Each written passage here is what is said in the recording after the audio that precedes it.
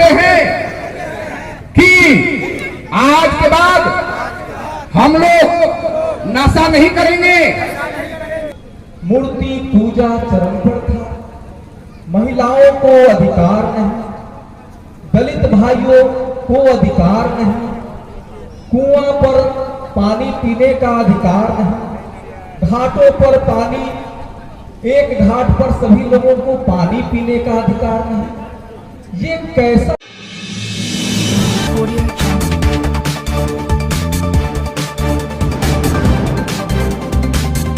Subscribe करें जनता की आवाज आप तक को और बेल आइकन को दबाएं और पाएं सबसे पहले न्यूज। नहीं चाहते हैं, नशा छोड़ना नहीं चाहते। देखिए एक आदमी फेंका, जोरदार ताली बजाइए, बजाइए जोरदार ताली, सब लोग फेंकिए और नशा के लिए कसम खाइए। मैं आगे बोल रहा हूँ, फेंकिए भैया फेंकिए, मैं आगे बोल रहा हूँ, आप लोग पीछे से बोलिए। खड़ा हो जाइए सभी आदमी, खड़ा हुए तो सभी आदमी।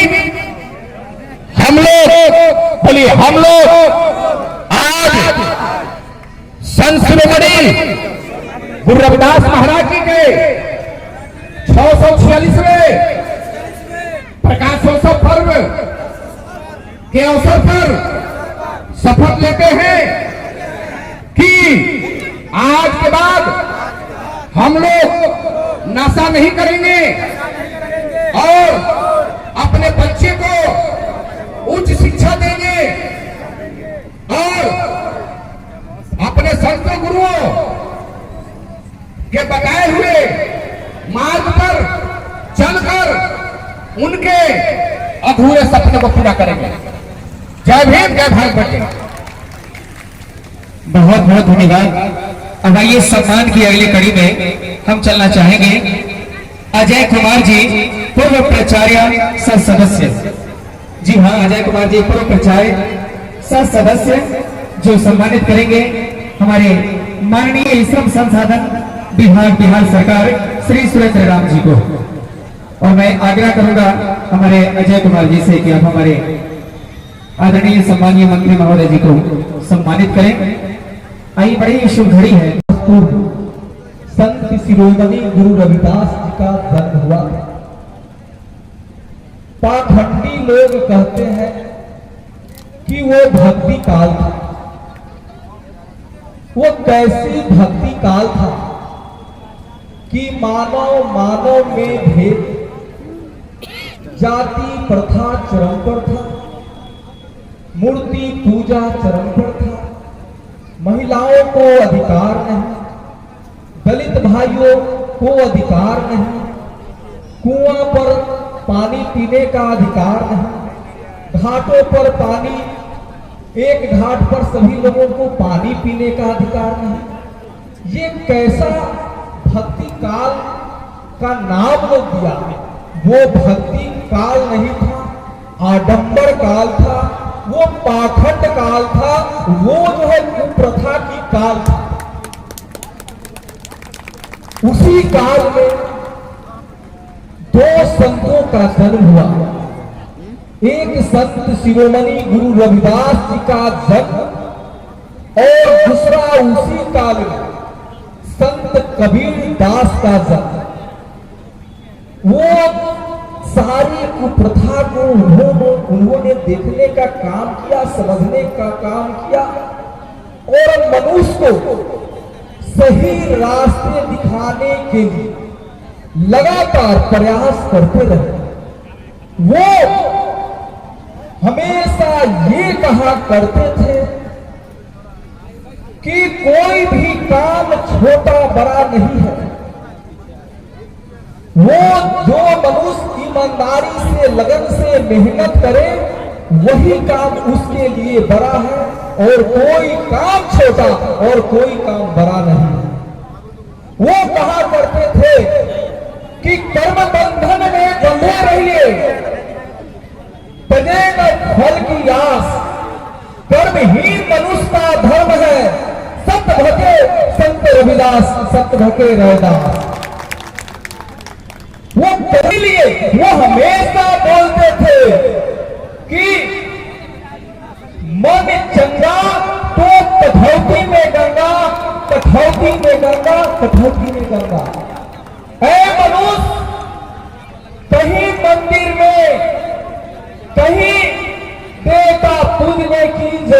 नहीं है, पूजना है तो उस मनुष्य को पूजिए जो मानव कल्याण के लिए रात दिन एक करके वो काम कर रहे हैं। पूजना है तो उनके सिद्धांतों पर चलने का काम कीजिए, उनके मार्गों पर चलने का काम कीजिए। वो उसी समय इस तरह से पाखंडवाद बना हुआ था, बड़े बड़े मूर्ति बना करके पूजा किया जाता था, मनुष्य में भेदभाव कर दिया जाता था। तो वो हमेशा कबीरदास भी कहा करते थे कि पत्थर पूजे तो हरी मिले तो मैं पूजूं पहाड़, उससे भली तो चक्की है जो पीस खाए संसार, पीस खाए संसार। वो कर्म के भी वो भी एक तरफ से कर्म को प्रधानता दे रहे थे और अपने समाज के लोगों को उचित सही रास्ता दिखाने का काम करते थे। वो हमेशा ही ये कहा करते थे कि ए मनुष्य में फर्क मत करो, ए मनुष्य मानव में फर्क मत करो।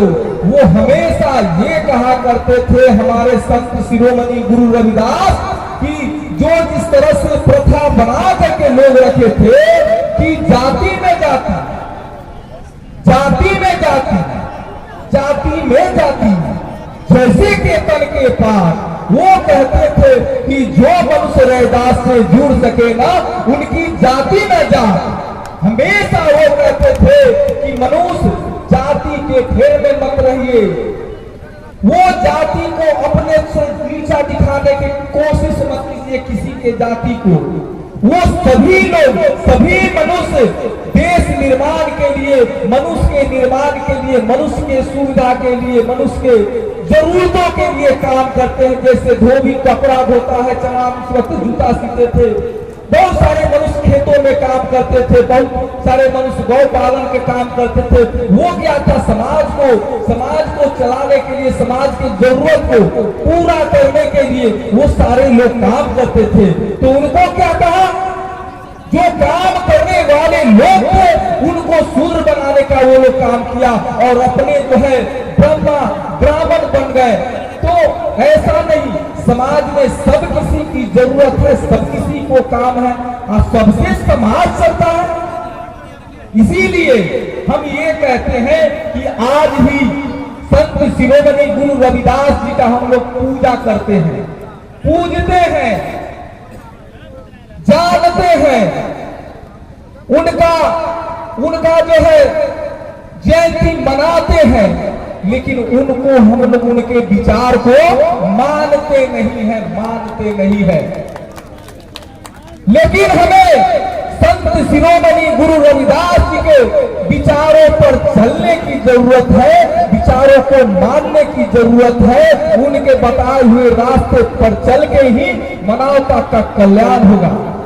लेकिन हम लोग मानने के लिए तैयार नहीं है, मानते नहीं है। आप पूछिएगा कि कैसे, हम ऐसे कहते हैं कि आप लोग सभी लोग जानते हैं कि भोज भंडारा क्यों करते हैं, तो घर में किसी तरह का खुशी होता है। आपके लड़का पढ़ लिख करके कहीं नौकरी पकड़ लेता है तो खुशी होता है। आपका घर मकान बनाते हैं, प्रतिष्ठान बनाते हैं तो वहां खुशी होता है तो भोज भंडार करते हैं। लेकिन कभी कोई आपके प्रिय व्यक्ति, आपके एकदम करीबी व्यक्ति आपसे बिछड़ जाते हैं, मृत्यु उनकी हो जाता है, तो क्या उसमें खुशी होता है कि दुख होता है? उसमें अत्यंत उनसे बिछड़ने का दुख होता है। लेकिन मनुवादियों ने इस तरह से समाज को ग्रसित कर लिया कि उसमें भी कहता है कि आप अपने परिजनों को उसमें 10 कर्म नहीं कीजिएगा, श्राद्ध नहीं कीजिएगा तो उसको मुक्ति नहीं मिलेगा, उनको स्वर्ग नहीं मिलेगा। इसका कहीं प्रूफ है तो आप बताइए। ऐसा कहीं प्रूफ नहीं है। मैं आपको इस बात को बताना चाहता हूं कि संत शिरोमणि गुरु रविदास ये कुप्रथा को, इसी कुप्रथा से बचाने के लिए इतने सारे उपदेश देने का काम किए, इतने सारे संदेश देने का काम किए। तो सही में संत शिरोमणि गुरु रविदास जी के आप लोग भक्त हैं, अनुयायी हैं, तो आज से ही ऐसे कुप्रथा को त्यागने की जरूरत है, ऐसे कुप्रथा को त्यागने की जरूरत है। दो लोगों को, एक तो उस वक्त जो है जिस वक्त वो लोग कहता है कि भक्ति काल था, वो भक्ति काल नहीं था। उस वक्त महिलाओं को नीचे दिखाने का काम वो लोग करते थे, दलित समाज को नीचे दिखाने का काम करते थे, और दलित को नीचे और महिलाओं को नीचे, दलितों को पढ़ने का अधिकार नहीं करते थे, महिलाओं को पढ़ने का अधिकार नहीं था। लेकिन आज भी हमारे समाज के लोग पुरुष को तिलक चढ़ाते हैं और उससे ये साबित होता है कि खुद आप महिलाओं को खुद नीचे दिखाने का काम करते हैं। तो इसलिए मैं कहता हूं, आज से ही यदि मनुवाद प्रथा को छोड़ना चाहते हैं और महिलाओं को बराबरी का अधिकार देना चाहते हैं, तो तिलक दहेज ये सारे कुप्रथा है, इस प्रथा को तोड़ने की जरूरत है, इस प्रथा को छोड़ने की जरूरत है, इस प्रथा का त्याग करने की जरूरत है। और मैं इस बात को आज कहता हूं कि जिस तरह से आप बेटे को पढ़ाते हैं उसी तरह से बेटियों को पढ़ाइए।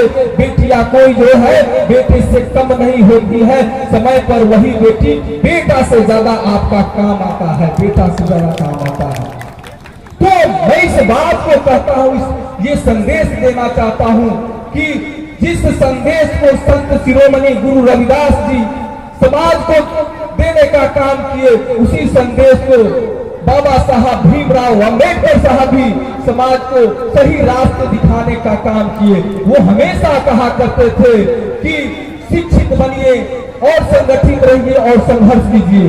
आपका अधिकार और क्या क्या है, कैसे मिलेगा आपका अधिकार, इसके संबंध में आपको जानने की जरूरत है। उन्होंने संविधान में तरह तरह का जो आपको जो सब लोग अधिकार है, उस अधिकार को देने का काम किए। संविधान में आपका मौलिक अधिकार दिया गया है, जो अधिकार को जो हम लोगों का आदमी का जो मौलिक जो अधिकार था वो जो छीनने का काम किए, वो सारे अधिकार आपको देने का काम किए। लेकिन उस अधिकार को हम लोग जानने का कोशिश नहीं करते हैं, समझने का कोशिश नहीं करते हैं, अपने जीवन में उतारने का कोशिश नहीं करते हैं।